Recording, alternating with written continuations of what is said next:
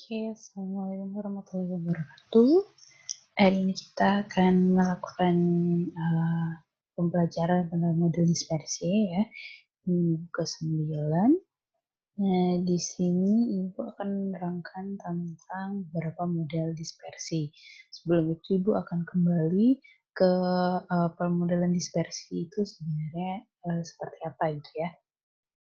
Oke, jadi yang pertama adalah pemodelan pencemaran udara itu apa? Yaitu kita menggambarkan ya, kita menggambarkan proses pencemaran udara itu beserta hubungannya dengan komponen atau variabel bentuknya, dan kita menggunakan representasi logika dan matematika.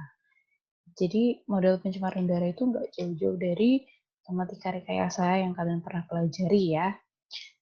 Dan kalau misalkan kalian di matematika rekayasa, kalian sudah pernah mempelajari tentang bagaimana menyelesaikan sebuah integral yang tidak sederhana gitu ya, yang rumit, integral yang rumit. Nah, ini sama di kita punya sebuah equation di model pencemaran udara ini kita selesaikan secara integral, dan itulah hasil dari permodelan tersebut. Seperti itu di dalam pencemaran udara ini ya.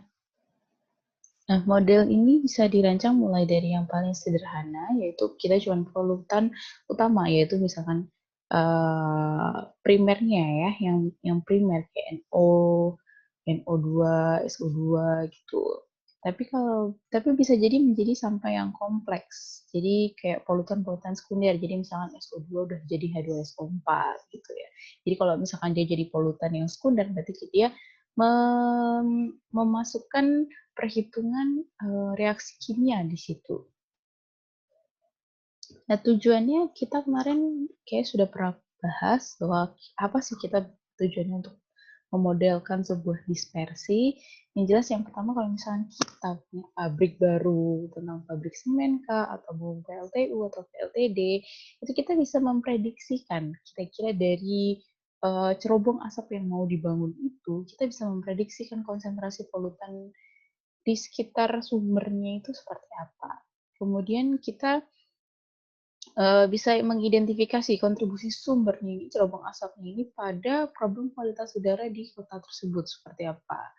Dan kemudian kita bisa mengasesmen impact-nya, dampaknya. Ya, dampaknya itu seperti apa dari pencemaran udara dari cerobong asap ini, sehingga kita bisa membuat pengendaliannya, kita mau pengendalian emisinya pakai apa gitu ya. Kemudian kita bisa juga memperkirakan polutan dari sumber setelah diterapkan program atau regulasi baru. Jadi tadinya kita sudah memprediksi, kan? Kemudian kita bisa mengasesmen dampaknya seperti apa, akhirnya kita buat regulasi, dan setelah diregulasi pasti dilihat lagi kira-kira apa yang berubah. Tuh.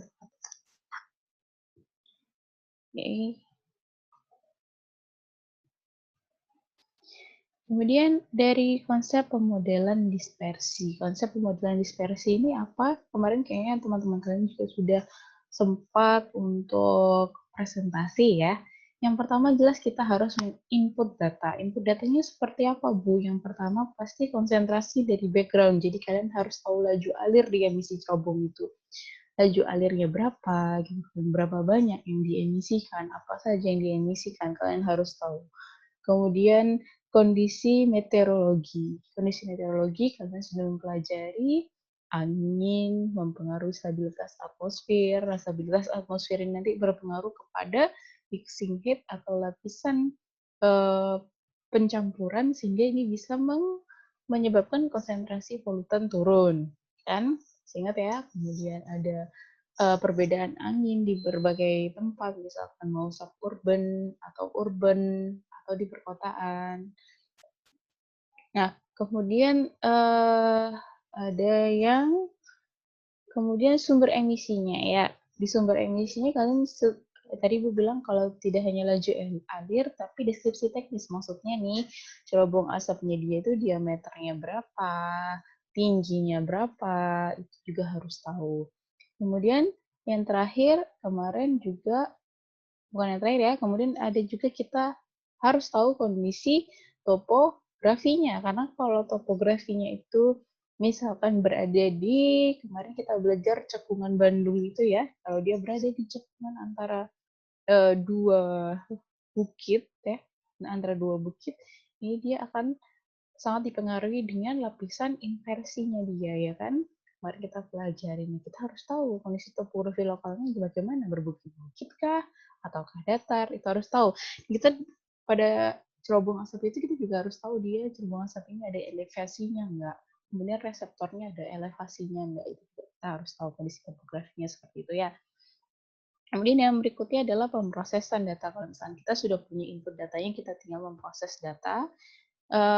Oh ya, kita memilih modelnya dulu ya, memilih model yang tepat, nanti akan ada banyak model, kita harus memilih model yang tepat. Nah, habis kita punya data, kita pasti memproses data tersebut. Nah, proses data tersebut kayak kesetimbangan atmosfernya, ada reaksi absorpsi, desorpsinya kan, dan sebagainya kita harus tahu. Kemudian outputnya adalah kita mendapatkan prediksi polutan pada ground level ya.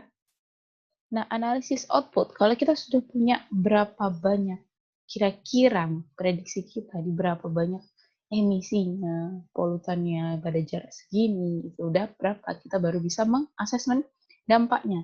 Kemudian dampak pada lingkungan kah atau dampak pada kesehatan manusia. Sehingga setelah itu kita bisa membuat kebijakan.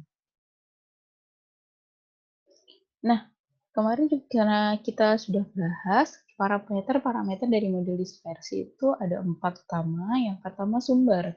Jadi yang sumber itu kita harus mengkarakteristik dulu emisinya apa, seperti laju emisinya, lokasi sumbernya di mana, temperatur gas emisinya berapa, dan tinggi plumb rise. Tinggi plumb rise ini nanti kita bisa bahas bagaimana cara ngitungnya ya. Jadi kalau misalkan dia emisi dikeluarkan dari cerobong asap, dia akan membentuk plume seperti kabut itu. Nah, itu asap kabut, asap ini ya, plume itu ya. Nah, kalau dia membentuk plume itu setinggi apa, nanti akan kita bahas juga. Nah, kemudian ada faktor meteorologi, temperaturnya atmosfer, stabilitas atmosfer. Kemarin kita juga sudah bahas kecepatan dan arah angin dan ada tidaknya turbulensi. Kemudian yang ketiga adalah sifat kimia atmosfer. Nah, reaksinya yang berada di atmosfer ini kira-kira ada reaksi apa saja, misalkan seperti reaksi hujan asam. Kemudian deposisi. Deposisi itu adalah bagaimana dia jatuh ke permukaan bumi lagi. Kemudian ada yang basah dan kering. Kemudian parameter permukaan, yaitu adalah kita harus tahu geometri permukaannya atau topografi, kekasaran atau terennya ya.